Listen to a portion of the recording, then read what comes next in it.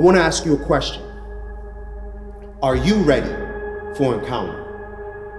You see, I'm talking about encounters like Jacob had. Jacob, who lived a life of deception and drama, found himself in a wrestling match with God. And that encounter left him with a name change and a limp. You see, because a genuine encounter with God leaves you walking different. I'm talking about encounters like Moses had. Moses, criminal Moses, murderer Moses, who ran and was exiled to the back of a desert. But the problem with that is no matter how far you find yourself, God will always find you. This Moses had an encounter with God by a bush that changed the very trajectory of his life. And God called him to go speak to the very thing that held his people captive and declare, "Let my people go."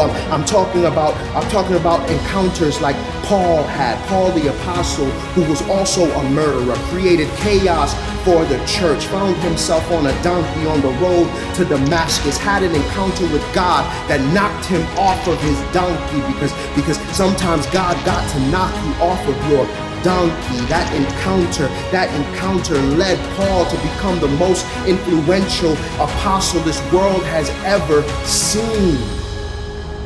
You see, those encounters don't need to just stay on the pages of a book. Those encounters can become reality. And so I ask you once again, are you ready for encounter?